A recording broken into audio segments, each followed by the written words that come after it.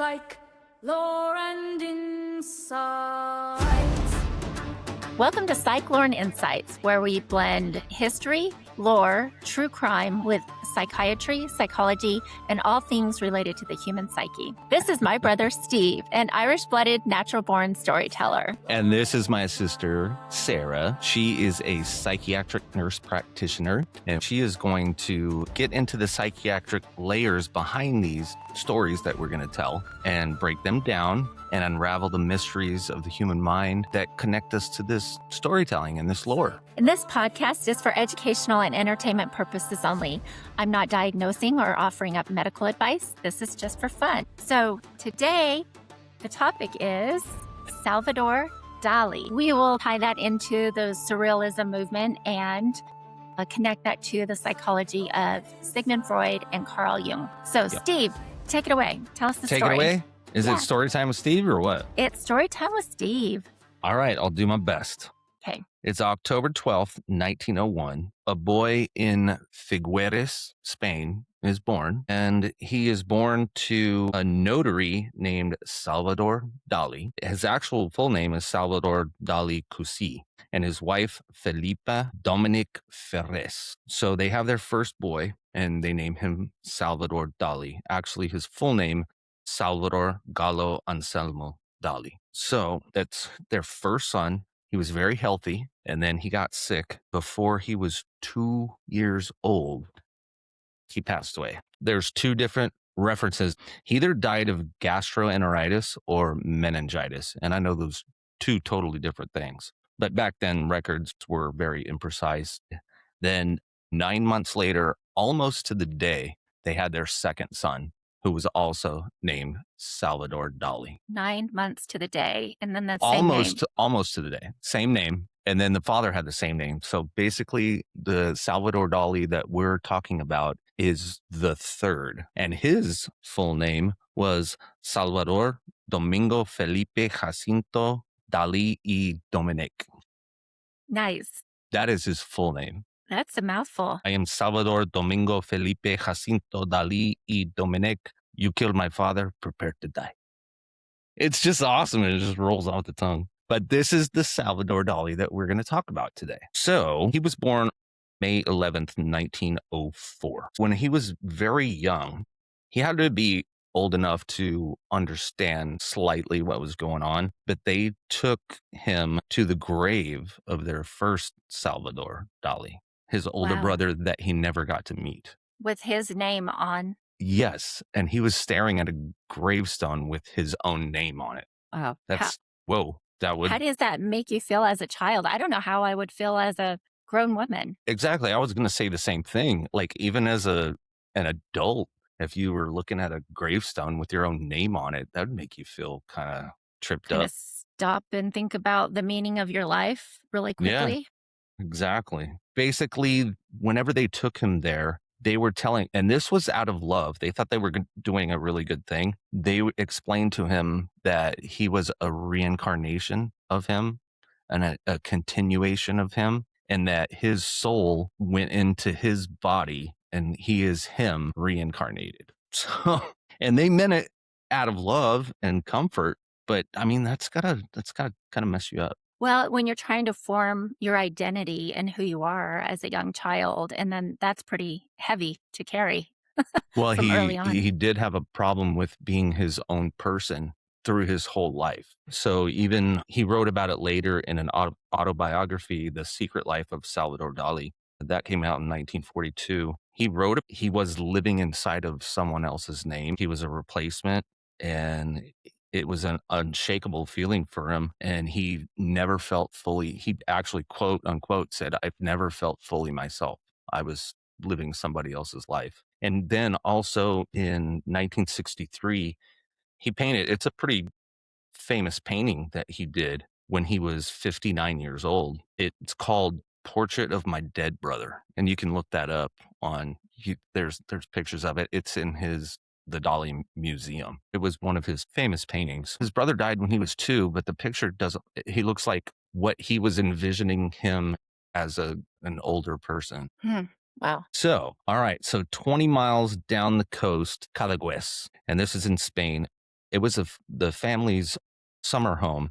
It's a fishing village on the Cap de Cruz Peninsula. This is where they built him his first studio because he was very talented from the beginning, and he spent his summers there drawing and painting. And before he was even 10 years old, he was winning awards in school. And then by the time he was 12, he was just absolutely astonishing. His It just parents must have been very supportive. If Well, his you know, mom was. oh, okay. So his dad, I mean, he was supportive.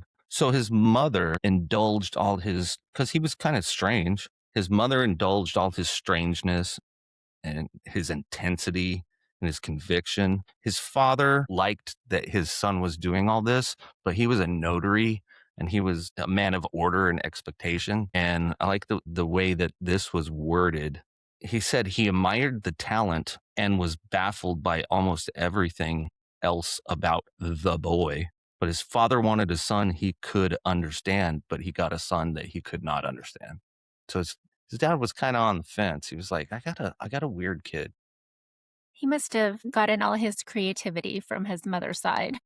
Yeah, right. So then when Dolly was 16, this is when the first tragedy happened. It was February 1921. His mom died and he was 16 years old. And he worshiped his mom, absolutely worshiped her. She built him his first studio, everything. And as soon as she died, he just threw himself into his art. He started drawing, painting, he decided that the only thing that cannot be taken away is what you make. So he was just drawing, painting. That's all he focused on. So then we get to Spain. He arrived in Spain in 1922 at the San Fernando Academy of Fine Arts. And he was kind of conceited. He knew that he was a genius and he showed it. He got expelled twice, actually, because of him being like, I'm better than everyone. The very first time he got expelled, he actually told the examination committee that they were not qualified to judge him. He got expelled. Little God And they're like, complex. oh, hello, you're out of here. And he really believed it. He was like, no, I'm the best there is. And then the second time he got expelled, it was in 1926. And it's kind of unclear why. It was basically, he was implicating and inciting student unrest. He was like riling up all the other classmates and everything. And his father was pissed. His father was so mad. And then, so we go later into the 20s. Now you remember the 20s. This was during Prohibition and all that. So he arrived in Paris in the late 1920s. And that's when he came up with his mustache, his signature mustache. Ooh, the mustache. Hey, I That wonder it was turned up and the wax. Yeah, handlebar yeah, kind it of had to be with it. some kind of I don't know what kind of wax, but he got this from a painter it was a Baroque painter that he really admired, and his name was Diego Velázquez. So you can look him up, but he was 17th century Baroque painter, and that's where he got it because that guy had it, and he was like, "Oh, I want to be like him." So that's And where he it got was the it that's where was he like got a the stash. thing, right? I Oh mean, yeah, he was known for that. there was some times where he just had a pencil thin, and then he kept growing it, and then it'd come up to here. Sometimes it came up almost to his eyes. Wow. I did hear that they would use wax and sugar. Somehow use sugar Sugar? and let it crystallize. Well, to keep it like that. There was a time, this was the dumbest thing I ever did. When I grew up my goatee, which I shaved off, I'm shaving now, but I had a goatee. I let it grow. Like it would hit me in the chest, and I would put like, I don't remember what I used, but I would Dapper pull it Dan. pull it down into like a point, like a devil's beard. So dumb. We're so dumb when we're young. Yeah. And then you talk to your wife or something and you show them old pictures and they're like, ooh, gross. I would have never dated you if you looked like that. I don't know. That's a fun side note. Okay. So this is Paris, 1929. So a big surrealist gathering was in Paris in the 20s. And that's when he went there. He went in 1929. All the surrealists, they're furious, brilliant. They're just comparing themselves to one another. You're not good at this. You're not good at this. And this was his jam. He just fit right in. And he was like, I'm in the right place. But his what he was doing, like the content that he was creating, his paintings and his drawings and everything, they all looked at it like it was more unsettling and transgressive than anyone else. And they kind of thought he was a little too overboard. But he was like, no, I'm the shit. I know exactly what I'm doing. You guys aren't anything. I am He, wa- so much above you. he was pushing the boundaries For sure. outside the box, definitely. And then he was making art that nobody had ever seen before. He was making different things to where if you looked at it from one angle, it looked like one thing. Then you look at it from another angle, it looked like something totally else, and you could see something hidden that you wouldn't see from the other angle.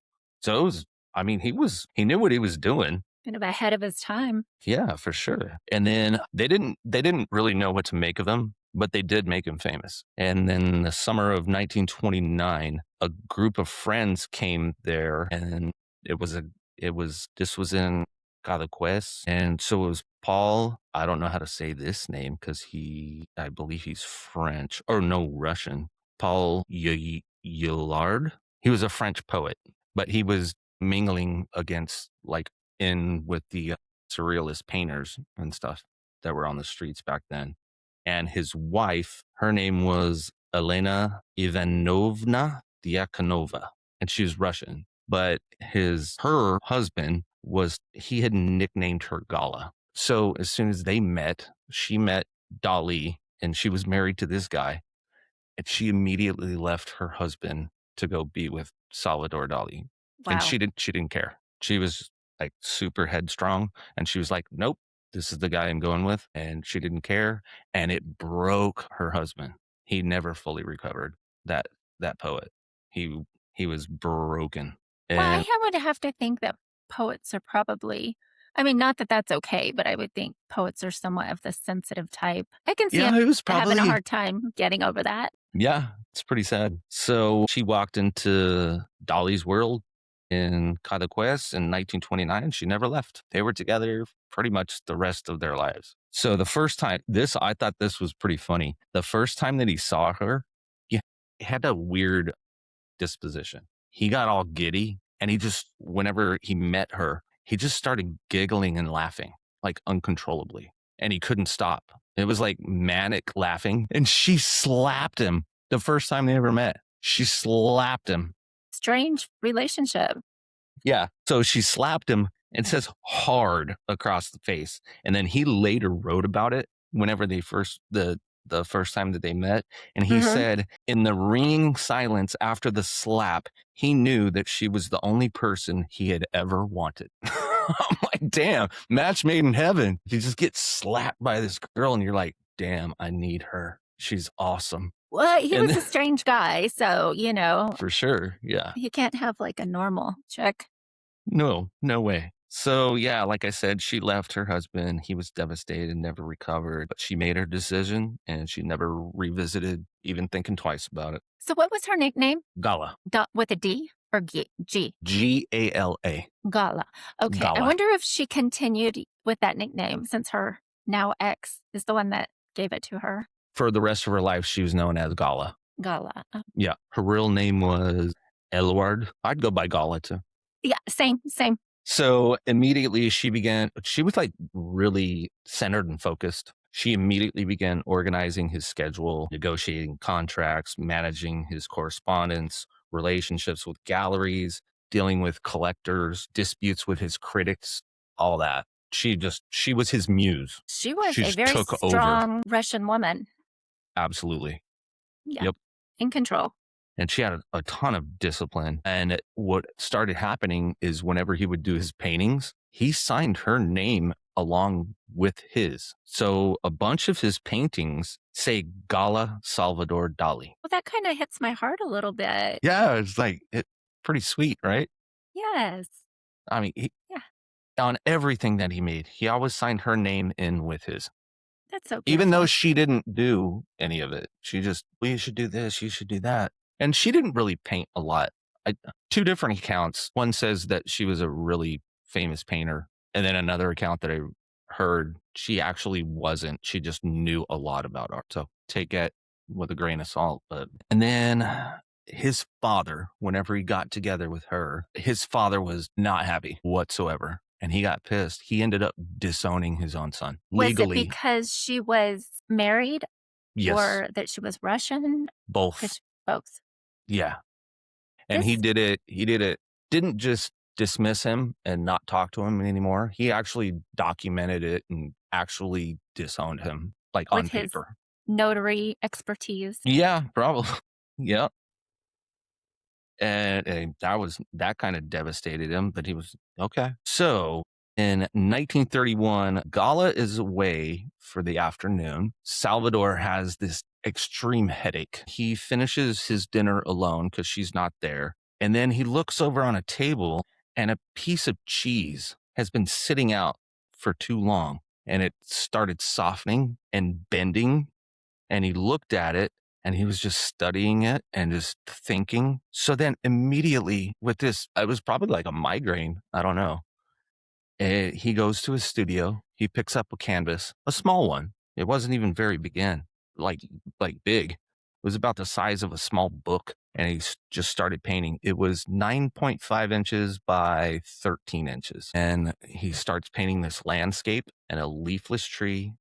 And he starts painting what we have all seen, melting clocks. But he got that from looking at a piece of melting cheese Wow. on his dinner table. People, the inspiration is out there. Yeah. So he was Just watching pay attention. it melting and starting to droop with the heat because it had been out too long. So he starts painting clocks, pocket watches that are melting and drooping. And then there's one, I never actually noticed that these were ants. On the bottom of the painting, in the bottom left, there's a clock that's not drooping, but it's got ants crawling all over it. Yeah, I think it's a pocket watch, isn't it? Yeah. It's like a little pocket watch with ants Yeah. all over it. Mhm. It is hard to tell that they're ants. Yeah, I didn't know that realize. either So until we studied. he actually had a kind of a fascination with ants because I also did not know this. Him and Alice Cooper were really good friends. Isn't That's that weird? interesting. So That is weird. beyond this, I didn't realize, I thought Salvador Dali was like way older than he actually was. Like I thought it happened. He was alive while I was a kid. I didn't know that. I thought it was way before my time. And then I heard that him and Alice Cooper were friends. I was like, what? But yeah, Alice Cooper used to hang out with him all the time. Dali started getting into heavy metal music and he actually invited Alice Cooper to come play for him at his place. And he would put on shows. And then that's where it brought it up. The ants. Salvador Dali made this thing. He made a brain, like a sculpture, I guess. I don't know. But it was a brain and it had ants, a chocolate eclair on top of it that was dripping down. And then there was ants all over it that spelled out Alice Cooper's name. And he showed it to Alice Cooper and It's he's like a painting or a sculpture or what I was think it was a this? sculpture because Oh, Alice okay. Cooper, I was listening to his documentary that he was in. He said he handed it to him. He goes, "This is your brain." And Alice Cooper was like, he's like, "Is it mine? Can I have it?" And he goes, Salvador Dali goes, "No, of course not. It's worth millions." And he didn't give it to him. So he had some kind of fascination with ants, apparently. It's so interesting to me that you could create a piece of art and call it whoever's like, oh, this is Michael Jordan's kidney and Right. not give it to him. Be like, no, it's mine. You can't have No, it. it's but worth your millions. kidney. Yeah. I Just thought name it that whatever was you want. hilarious. So that painting that everybody knows, people that don't even know about Salvador Dali or art or anything, they all know that painting whenever you see it with the melting clocks and everything. It's called the persistence of memory. There's also a distorted human face in it that, people high up that are very into art, they say represents the subconscious mind and distorted perception of reality experienced in dreams. It's like, wow, that's deep. I didn't realize that there was a face in it, or maybe it's very I didn't. abstract. It's very abstract because I I'll have looked to at look at it it again. and I kind of made out the face and I was like, oh, is that what they're talking about? But yeah, there's a face in there. It's Like in the distorted. landscape or in one I of the think it's in the clocks? landscape. It's Oh, okay. basically, if I'm thinking correctly, I think it's the one like right in the middle, but I could be wrong. I'm not a really, I mean, I love art, but I can't break down stuff and I go, oh, that's a face. Well, I was thinking about as we were growing up, we weren't really exposed to art, but most people aren't, right? Hmm. Art is something if you are in that world, it's a small niche. Not Hmm. most kids don't grow up knowing about famous artists and whatnot, especially in rural America when you're trying to, make sure that there's food on the table and everybody's clothed. And so Yeah, art isn't a big thing, but it's important. absolutely. Yeah. Yeah.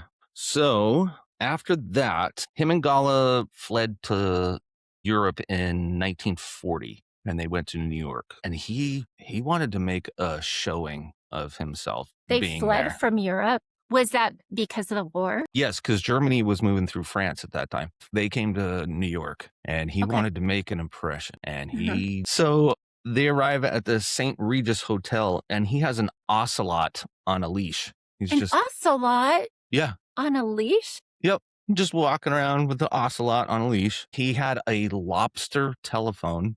This guy was out Bizarre. there. Yeah. Bizarre. He had made a sofa shaped like Maze West lips made out of red velvet. He Wow. collaborated with Alfred Hitchcock on the dream sequence for Spellbound. That's cool. I love Hitchcock. I do too. And then he got together with Walt Disney. Wow. And yeah, What did they do?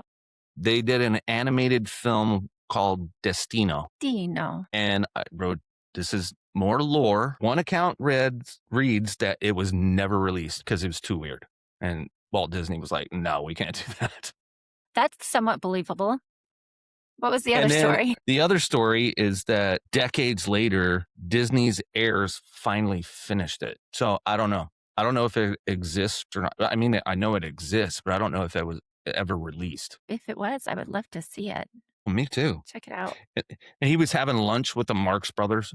He was I mean, rubbing he was- elbows, wasn't he? Yep, schmoozing. He designed a window display for Bonwit Teller department store in New York, and his display caused such an uproar that overnight they altered it without even asking him because they were like, "No, we can't. No, it's too bizarre, too weird." So that's that.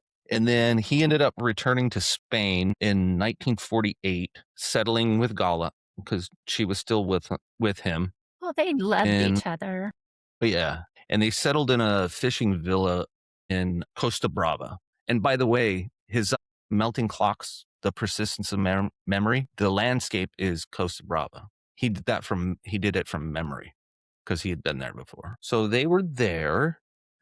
And then in 1970, Salvador buys Gala a castle and it was in Pubol, Spain. Girls like castles. Yeah. It all was the, a mid. all the men out there, girls like castles. If you're trying to impress a girl, buy her a Absolutely. castle. Oh yeah, just buy you this castle. What's up? Oh my God, you're the best. Right. So it was in Pubol, Spain.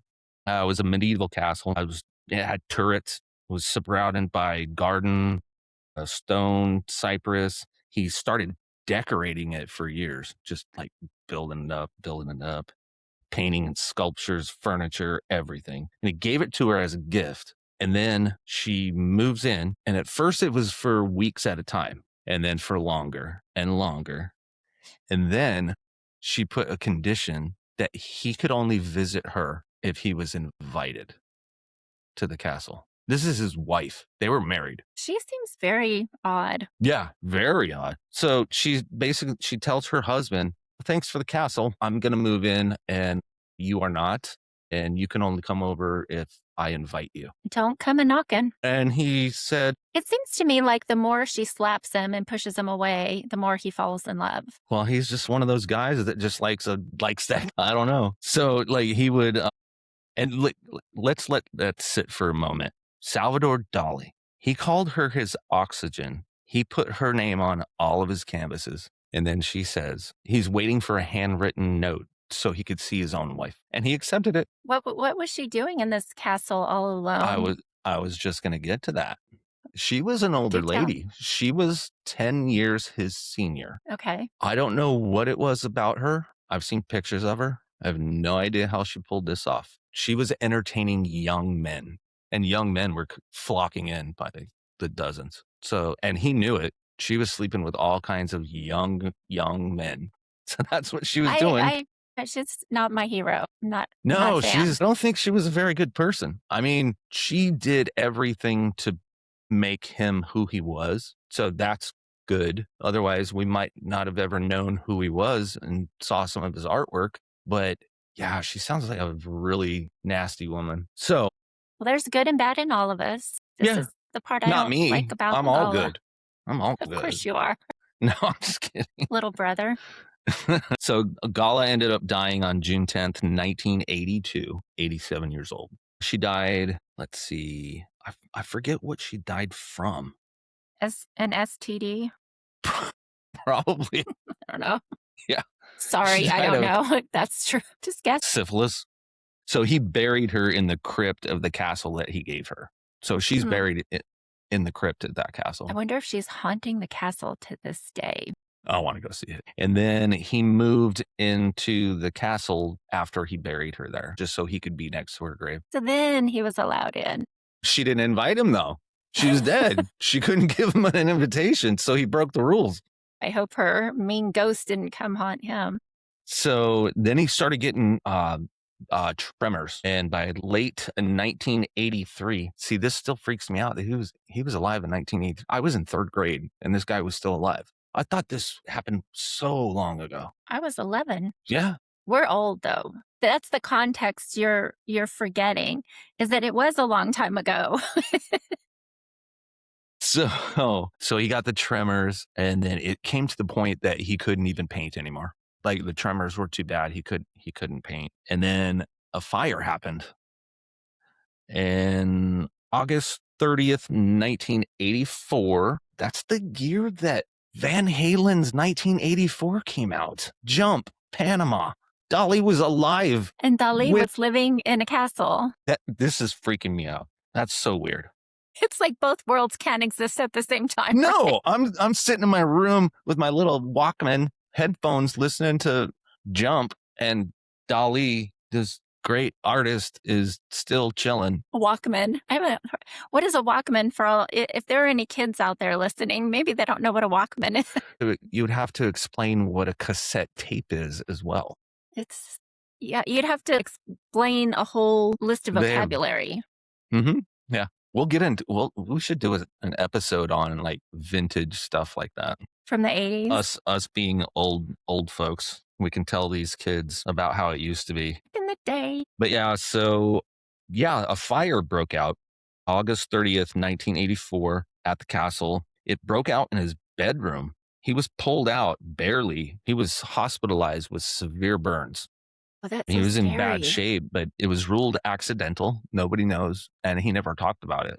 Don't know if he said it himself or what. He never talked about it. He would not talk about it. So he was moved to a building back in Figueres at his actual museum, the former theater where he'd first showed his paintings when he was 14 years old. So he was moved back in there. Full circle. Full circle. And he wouldn't leave that building for 5 years. He was in a wheelchair at this point. Aides and museum staff would aid him and, take care of him and attend to him. And they ended up giving him a kaleidoscope. He spent hours on end with this kaleidoscope. He just looked through it all the time. And this is really sad because if you think about it, a man who had spent a lifetime making images, now looking into an instrument that makes the images for him. That broke my heart. Yeah. That's so sad. And he couldn't paint anymore. He watched a bunch of old films. He would wheel himself in his wheelchair through his own museum just to look at his old paintings and his old art and just kind of reminisce. That's freaking sad. That is actually a type of therapy for older people, is reminiscent therapy. Them going through albums and telling stories about their lives and their careers. Yeah. Yeah. It's good for it. Yeah, I think so. I mean, I would like to go back and look at or listen to some of the stuff that I recorded or some of my old drawings that I did in high school. Do you still play? I haven't played in, I don't remember how long. Did you get the video? Did. And I was driving and I was like, oh, when I get there, okay. Is it you? It's me and my buddy John Oh, doing "Wish You Were Here" from Pink Floyd in nice. my Okay. old living room. Oh, Pink Floyd song. I can't wait to see it. We digress. You can cut all that out. But okay, so January 23rd, 1989. So this is almost in the 90s. But he died of heart failure. He was 84 years old. The very following morning, they buried him in the crypt beneath his own museum. So when this is a big tourist attraction. People go there all the time. And a lot of people don't realize that they're walking over his body. Wow. He's in there. It's the Dali Theater Museum, and it's one of the most visited museums in Europe. And he's right under there. He's buried right there. So, this is another side point. It's right next door to where his older brother that he never met was buried. He's buried like right next door to him. Wow. Hopefully, Yeah. mom is somewhere close too. Yeah, I don't know where mom is buried. But yeah, that's the story of, hold on, let me read his full name. Give him proper credit. Salvador Domingo Felipe Jacinto Dali y Dominic. Good job. I loved it. I love that story. So you break it down for us, sis. Okay. So I would like to talk about surrealism and what that is actually. So if we look at the word, sur is from the French word beyond, and then realism is reality. So basically, surrealism is beyond reality. And it was more of a movement or an intent than a style, an artistic style. It was after World War I, and it was a response to like traditional norms. And so people were trying to think kind of outside the norms, outside the box, and tap into the unconscious mind. So that was drawing inspiration from dreams, fantasies, and irrational thoughts. Kind of like you look at his artwork and everything is placed oddly. It doesn't make sense. It's almost like a dream, right? When you have a dream, Absolutely. it doesn't make sense. Everything is just random and you just kind of accept that that's how it is. It's a trip too, because when you look at some of his artwork, you could look at it multiple times, and then all of a sudden you look at it again and you pick up on something that you never saw before, I which think that's true. I think it's super cool. Just like we were talking about the ants. I had seen Yeah, that many times and never ton of noticed the times. ants.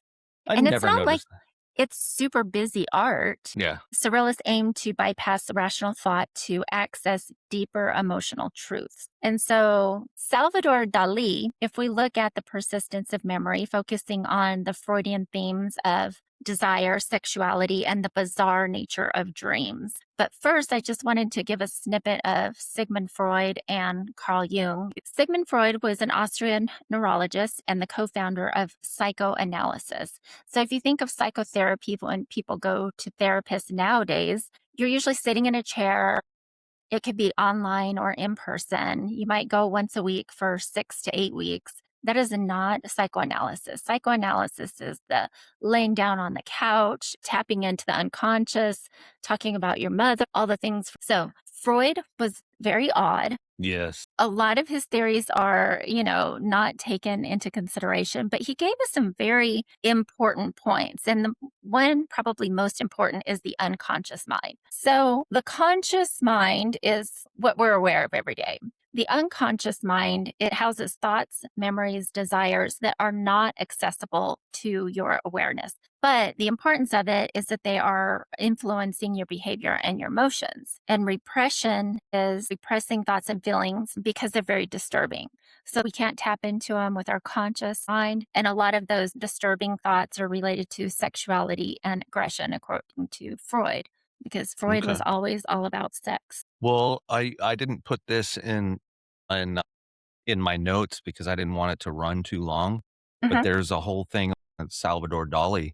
He was very much into that. There's an author that wrote a whole book on Salvador Dali and his sex life. He would hold these big parties, and women, he's not a good looking dude. I don't think. I don't know about other women, but he would hold these parties and invite all these women's. They would have, I said women, they would have organized orgies that he would orchestrate. And to him, he was just basically doing artwork, but like live. With people. with people. Like a But performance. yeah, it was a huge thing, and he would direct it all. That's so gross.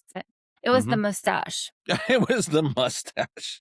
Okay. So Freud viewed dreams as a pathway to the unconscious. When you're dreaming, that's where all that deep stuff was lying. And that's where our hidden desires and conflicts were. And so with his psychoanalysis, he would use methods like free association. So that was just exploring and talking freely about their thoughts. He would just have somebody lay on the couch and just talk about whatever they wanted, to start saying words, to explore the unconscious mind, because he thought if they just kept expressing themselves that they could tap into that. Carl Jung was a Swiss psychiatrist and psychoanalyst, and he really studied Freud.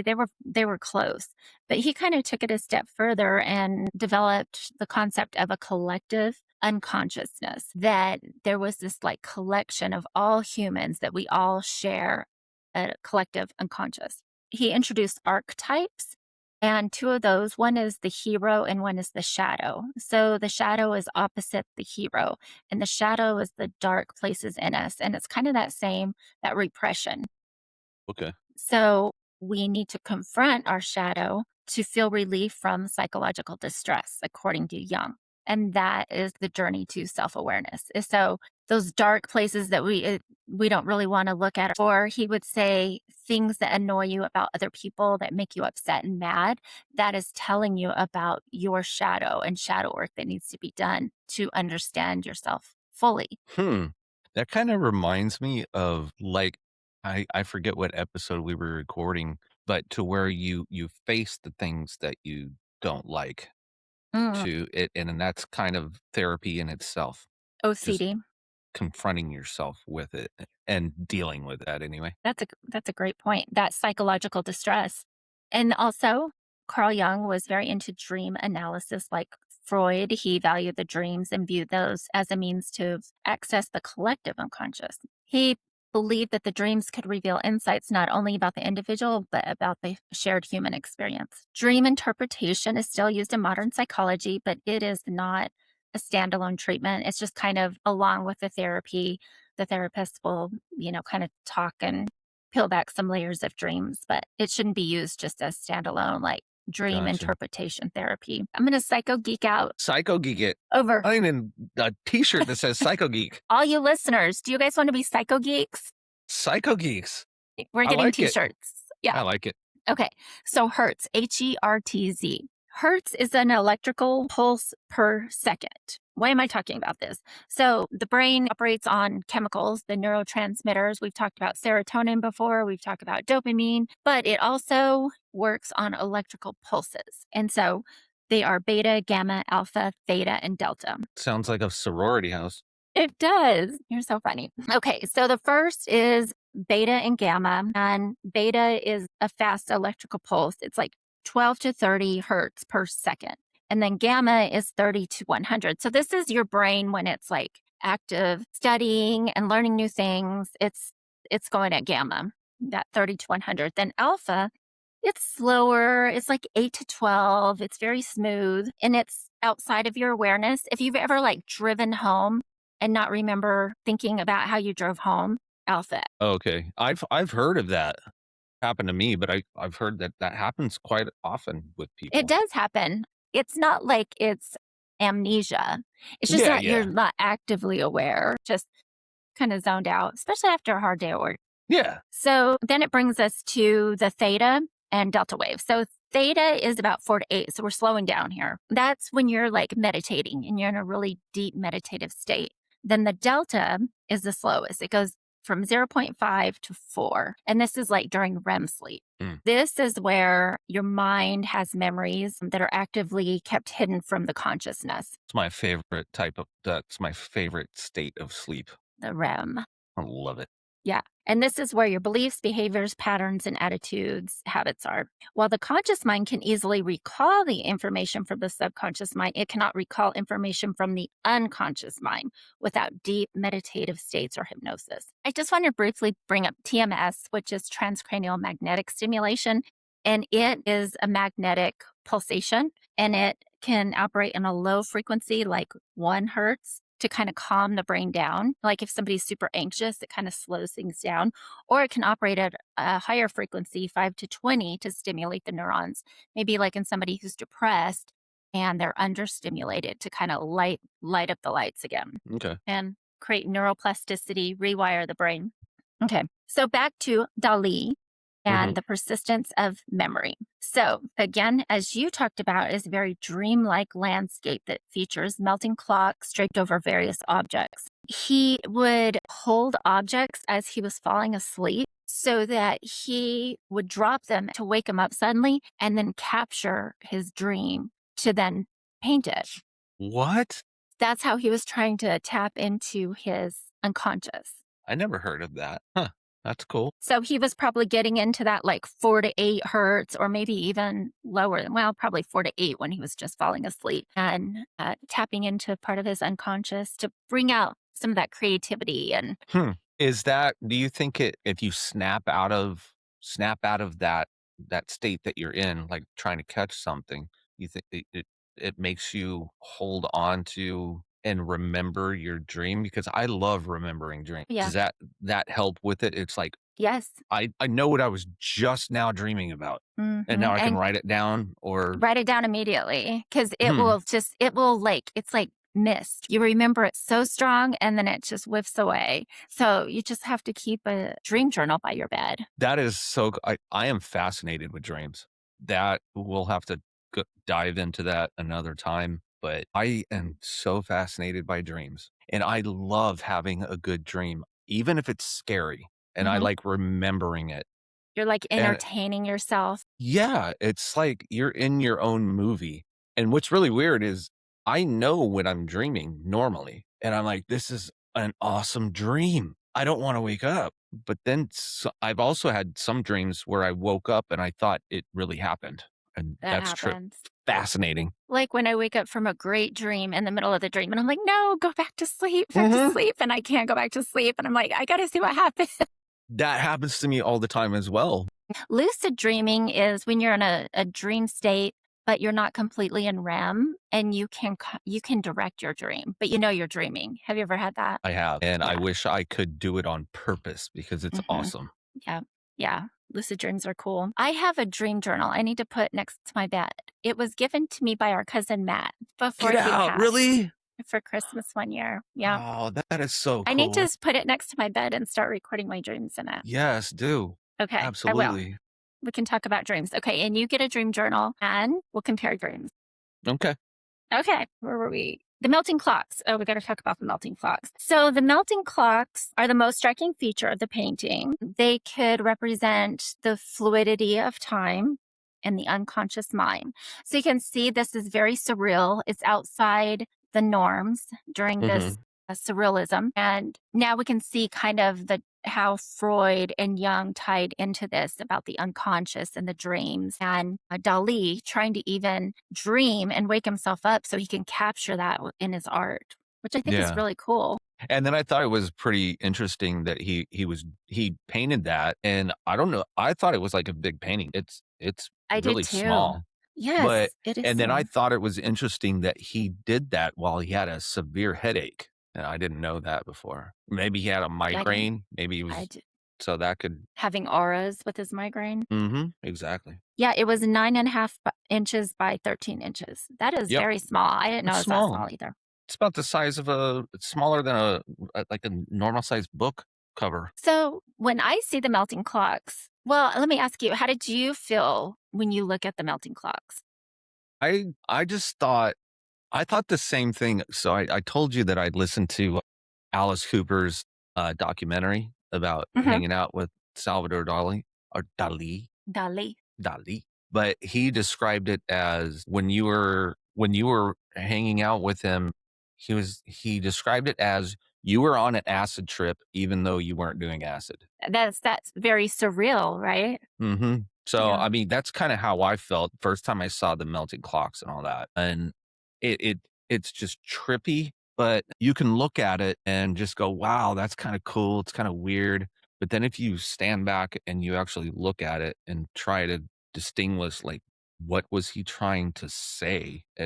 And it's just like, does time mean anything? Time and memory even mean anything? So you get deeper and deeper into it. And So you go to the what is even time? yeah, Get pretty really much. into okay. It's like, I mean, I've always thought that. What is time? It's made up. I don't understand time. Well, in mindfulness, the only thing you have is the right now, right? We don't Hmm. have yesterday. We don't Hmm. have a minute ago. We don't have a minute from now. So really all that is real and all that exists is this moment, Right this now. exact moment, right? Yep. So what is time? When I look at the clocks, I get a little bit anxious because I'm a person I always feel like I'm racing against the clock. So in me, it invokes a little bit of anxiety. I feel like the little rabbit in Alice in Wonderland. I'm late, I'm late, I'm late. So when I'm seeing all these clocks, I'm just like, ugh, it makes me feel a little bit anxious. The exact opposite. When I look at it, we have totally different personalities, even though we're siblings. Right. You are like that. I look at it like I don't care about time. I would be great in Hawaii or Jamaica because I'm like, we get there when we get there. I don't care. Island time. I'm on island time. I don't care. So when I look at the clocks, I don't get anxious at all. I'm the exact opposite. It relaxes me. I'm like, yeah, chill. Chill. Time is Well, nothing. yeah, They're melting. they're melting. It doesn't matter anyway. That's how I am.